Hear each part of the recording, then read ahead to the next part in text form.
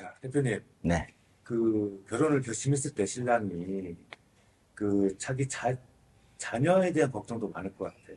외모가 좀 특별하진 않을지, 그렇죠. 언어 문제는 어떻게 될지, 교육은 어떻게 될지, 또 학교를 보내면 왕따당하지 않을지, 이런 걱정도 많을 것 같습니다. 어떻습니까? 한국 남성과 베트남 여성이 결혼을 해서 자녀를 놓으면은 장점이 하나 있어요. 뭐냐? 외모가 다 이뻐요. 외모는 우리가 왜 유전자가 우성이 있고 열성이 있잖아요. 우성만 닮아서 그런지 제가 주위에서 보면 신랑이 참 인물이 없고 신부가 보통인데도 자녀는 너무 이쁜 거야. 저 부부에서 태어났나 할 정도로. 원래 혼혈이 좀 이쁘죠. 예. 그래서 특히 베트남 여성하고 난 자녀는 외모는 참 이쁘다. 학교 가서 이쁘다 소리 듣습니다. 그 대신 외모가 전혀 외국 사람 티 안 나. 한국의 20분처럼 나옵니다. 그래서 그 부분은 전혀 걱정 안 하셔도, 이쁜, 딸로만 더 이쁘고 하니까 아들 놓으면은 거의 아빠 닮아요, 아들은. 딸을 낳아도 진짜 아빠의 좋은 점, 엄마의 좋은 점만 닮아서 이쁘게 나옵니다. 그게 걱정 안 하셔도 되고, 가장 이제 많이 생각하는 게 언어 문제예요. 그렇죠. 예, 언어 문제는 사실 한국에 살 때는 일찌감치 어린이집 보내고 유치원 보내고 그 외에 공부하는 쪽으로 많이 이렇게 보내고 이렇게 하면은 언어에서 큰 문제가 없어요. 근데 아빠가 집에서 많이 대화를 해줘야 되죠. 그 다음에 엄마도 진짜 한국 공부 열심히 해서 엄마도 한국말로 하면서 대신에 엄마는 가끔 베트남 말로 써도 돼요. 근데 저는 이렇게 생각해요. 애들은 방학이면 방학 때 애들 한 달, 두 달씩 베트남에 와서 좀 지내볼 만도 해요. 왜냐면 어릴 때는 베트남 언어를 배워야 돼요. 어릴 때 베트남 언어를 배우는 건요, 언어 자체를 그냥 그대로 습득을 합니다.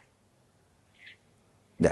자, 한국에서 자란 신부가 아빠가 아예 애기한테 베트남 말을 못 쓰게 하는 부모가 있어요. 걔는 베트남 말 몰라요. 기본적으로 조금 알지. 근데 엄마가 자연스럽게 베트남 말로 애한테 주입을 시켜주고 아빠는 한국말로 주입을 시켜주고 하면은 애가 지금 제가 아는 애도 중학교 다니고 있는데 베트남어 한국어가 아주 두 개 다 능통합니다. 그러면 자 실례로 저희 애 지금 초등학교 4학년인데 얘는요 베트남에서 거의 많이 자랐어요. 베트남에서 거의 많이 자라면은 한국말이 무조건 어둔합니다. 왜? 모든 주위에 밖에 나가든 뭐든 다 베트남 말만 듣잖아요. 한국말은 누구한테 봅니까? 아빠한테밖에 없는 거예요. 그래서 애한테는 유튜브를 한국 어릴 때 뽀로노고 막 이런 거 많이 보게 하거든요. 보게 하니까 좀 도움은 돼요. 대신에 유치원 다닐 때 5세, 4세, 5세, 6세 때는 한국으로 데려가야 돼요. 한국 가서 베트남 말을 떠나서 한국에서만 언어만 배우도록 합니다. 지금 첫애도 그랬고 지금 둘째도 제가 한국에 언어 때문에 데려가서 지금 와이프가 한국에 어린이집 유치원 보내고 하는데 처음에는 한국말, 베트남말이 동시에 나가요. 애들이.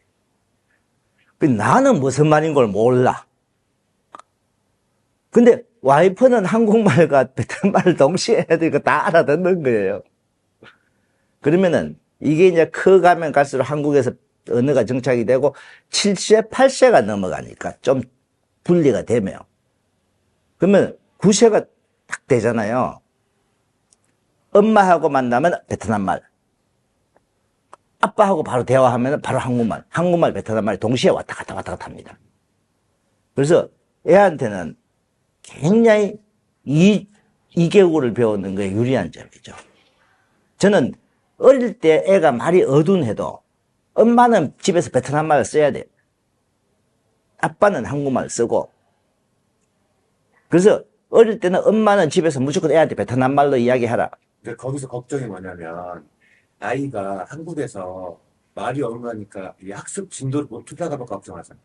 초등학교 들어가기 전에 그게 완성됩니다. 유치원 다닐 때 완성이 되더라고요. 우리 애가 베트남에서만 살다가든지 한국을 가서 지금 이제 만 5세가 딱 됐는데 지금 어느 정도 정착이 되고 있더라고요. 그래서 좀 더 주면 애가 7살에 학교 넣을 거 뭐 있어요? 8살에 넣으면 되죠. 그전에는 거의 언어가 정착이 돼버려요. 대신에 좋은 점은, 그전에 무조건 엄마하고는 베트남 말이 완벽하게 되고, 아빠하고는 한국말이 완벽하게 됩니다. 처음에는 3세, 4세 때 있잖아요. 3, 4세 때는 말이 두 가지가 막 섞이니까 어둔한 거예요. 처음에 4살 됐을 때 한국 유치원에 보내니까 주위에 애들이 무슨 말인 거 못 알아들어요. 그럼 거기서 하나 더. 그 말이 좀 어눌하면 학교에서 왕따나 이런 거 근데 당하잖아요. 학교까지 들어가기 전에 이미 완성이 된다, 이거 유치원 때. 혹시 그렇지 않은 근데 친구도 있을까요? 에이, 그쪽 거의 다 완성이 되더라고요, 보면은. 왜냐면, 한국 사람 피를 받았는 애인데요. 근데 한국에 살잖아요. 한국에 살면은 한국말이 절대 안 어둔해요. 한국이 어차피 처음부터 어린이집에 가고 한국 유치원을 다니면 절대 안 어둔합니다. 여기서 한국말이 어둔한 사람들은 베트남 현지에 사는 다문화 가정들이에요. 제 주위 한국에서 결혼시킨 사람들, 한국에 사는 신랑들, 그 집 자녀들, 제 주위에도 베트남 다문화 가정 사는 분들 애들하고 만나잖아요. 유치원 다니는 애들 말 똑똑히 한국말 똑똑합니다. 한국에 살 때는 절대 한국말이 어둔하지는 않아요. 대신 베트남 말도 엄마가 가르쳐야 된다는 그거밖에 없는 거예요. 근데 요즘은 베트남에 또 사는 다문화 가정들은 영어도 배우고 베트남 말도 배우고 한국말도 배우잖아요. 근데 아빠가 있기 때문에 한국말을 자동으로 또 배워요. 그리고 조금 능력 있는 사람들 국제학교 보내면은 요즘 그러면 3개국어를 애가 하면서 큽니다. 유리한 점이 저는 더 많은 거죠. 나이 3살, 4살, 요때, 5살, 요때 좀 그런 과정이 있는 거지. 그 과정은 부모가 노력을 해야 돼요. 제 애 같은 경우도 한국말이 어둔하니까 우리 와이프가 한국말도 좀 많이 하고, 대신에 우리 와이프가 하는 베트남 말을 애가 다 알아들어요. 그러니까 이게 이제 나이 9살 되니까 아빠하고는 그냥 베트남, 엄마하고는 베트남 말, 아빠하고는 한국말 두 개가 동시에 안 헷갈리면서요. 옆에 같이 있는데도 그래요. 근데 그 나이 때 애들하고는 통역은 하락하면 못합니다. 번역은 두 개가 안 돼. 이거는 언어 그대로 받아들이는 거잖아요. 언어 두 개가 막 동시에 내에서 이렇게 하는 거기 때문에. 근데 이게 애들, 와, 너 베트남 말 잘 한국말 하니까 통역하면 되겠네? 못해요. 통역을 할 정도 같으면 최소한 초등학교 5, 6학년 넘어가야 돼요. 그래서 저는 다문화 가정 자녀들 더 유리한 점 많습니다. 그래서 전혀 걱정 안 하셔도 된다는 게, 쟤도 다문화 가정의 자식이고 있잖아요. 쟤다 키워보고 주위에서 더 중학교 다니고 고등학교 다니는 애들도 많이 봤거든요. 요즘 학교에서 그 베트남, 엄마가 베트남 사람이라고 왕따하는 거 없습니다. 지금은 학교에 많잖아요, 이미.